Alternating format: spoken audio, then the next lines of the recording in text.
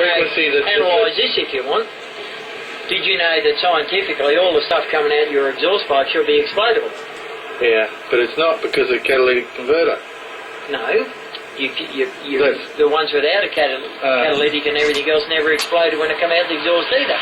Because what they don't teach you is that when you fire these things in the engine, it swaps a charge, and that charge is on those things, and those things, they don't tell you, it's only one charge on those gases out your exhaust what will make them fire, make them go bang. Okay? But when they burnt and come through your engine, it's on the opposite charge. It's the gases what they say that they can make burn, but they can't make them burn once they come through your engine. My uncle, okay, he had a completely sealed engine, and what he was doing is when the exhaust stuff come out, when your exhaust gases come out, he had a stainless plate, he put a certain frequency onto the stainless plate, drove the flaming gases over, changed the charges on them, put them straight back into the engine, and the car would run completely, so, you know, you get to one speed, nothing else is added. And you just cruise at that speed forever. You just change. What goes in, comes out. Changes the charge. Every time it comes back out, goes back in and those gases explode. Okay? So you want to speed up, he just added a little tiny bit of extra and you got to a high speed.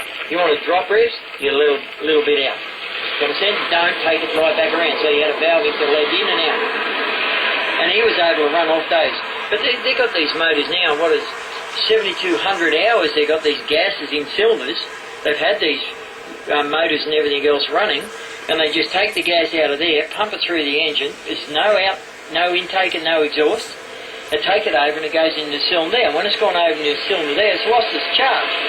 So they recharge, and then they can do another 7,200 hours.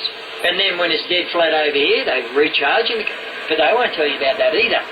Because they don't want you to know that your gases have opposite charges. But science teaches every action there's an opposite equal reaction. So what's the opposite of fire? Not fire. What's the opposite of north? South. You think so? I'll put this down. You got to get this.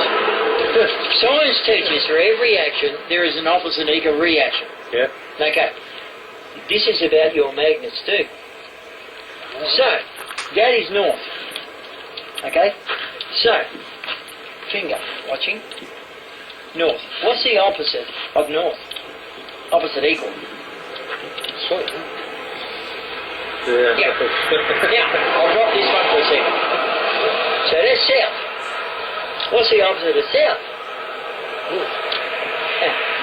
Now, what else is there? So you can't stop. Can't stop. Can't stop. There's no stopping any damn thing. So, what does a magnet do? Okay?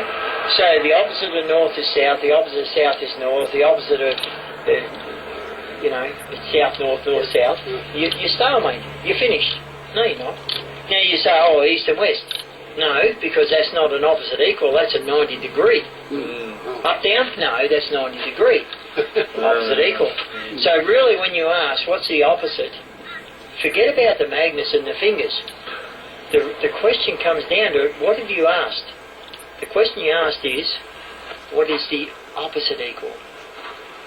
So now, change all that, forget all those components and fingers and magnets and fields, what you were aiming, and go to the question. And the question was, opposite, equal. So what is the opposite of opposite? Bloody hell. No, watch your fingers. Magnets, do this. Bar magnet. The opposite of opposite is... Get the fingers on? Yeah. Bingo. Yep. Equilibrium. Yep. There is no north, there is no south. It's neutral. There's no east, west, no up, down. Yep. There's none of those. Yep.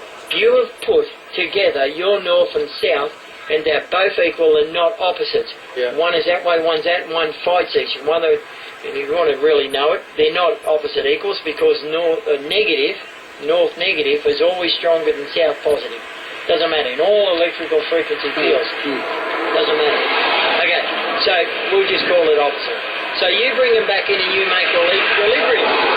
When you make an equilibrium, that's what I've done on those things that you did there. When I made an equilibrium, you don't have a north and a south, which means that you don't have a push or a pull. So one way is magnets pull, the other way is push. They won't come together. So I change that and I equalise them, and the flamers don't do anything. But you know, while they're not doing anything, they're thousands of times more stronger than each single pole. You know, two of together is 1,000 times more stronger than a single. So if you knew how to get that power off from there, you got yourself no resistance, no north, no south, no pull, no push. You got yourself free of freedom. You understand? And that freedom will output. And guess what it don't need to do? It doesn't need to rotate. It doesn't need to go through north, south, pull, push, pull. It just sits there and gives out.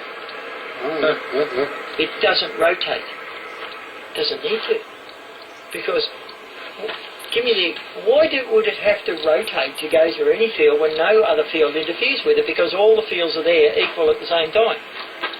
So in essence then, you could keep those magnets there in a neutral position and make use of the field disturbance that they create and then extract power out of it. Definitely. That's how some people have said they can get so many volts a foot off the ground. They can get so more volts more foot off the ground, more. Okay? Yeah. And you have same plates, and they say, well, you need opposites. You need a different metal. The first batteries used to be opposite metals. Okay. And then they found out, and they don't like telling you, that they're using lead and lead oxide now. Okay? So, and that isn't one lead plate, clean on both sides and all around, and one dirty plate, oxidised, all around. That splits itself. So you get clean, dirty, clean, dirty. And what happens is it stacks a different way. And what happens is the only charge that you get out of a battery and everything else is between there and there. None on the ends, none on the other sides, none on the tops, bottoms or anything. But if you want to look at positive and negative charge in liquids, did you know they're at a 90-degree angle? Your oxygen all comes off the face plate, from top to bottom. Your hydrogen, it comes out the tip. So you put it there and everything else, that's all going that way, that's all going that way. That's at 90 degrees. It'll be nice if you could just turn them around and line them up to there and there. There'd be no electrolyte, there'd be no resistance, okay? It'll superconduct with nothing in between. And then if that one there is going up and down, you turn them and drive them up and down as well. So in actual fact, you finish at the negative resistance.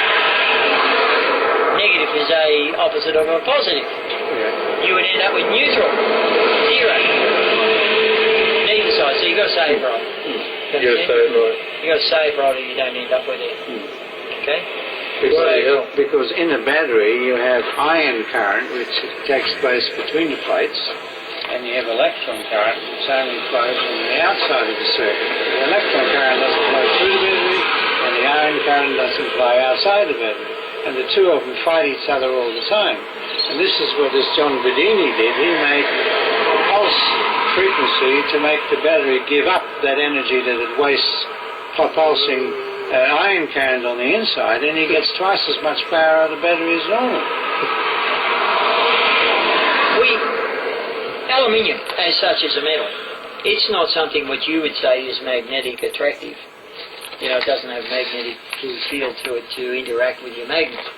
Well, we can do aluminium and magnetise it. We've done that.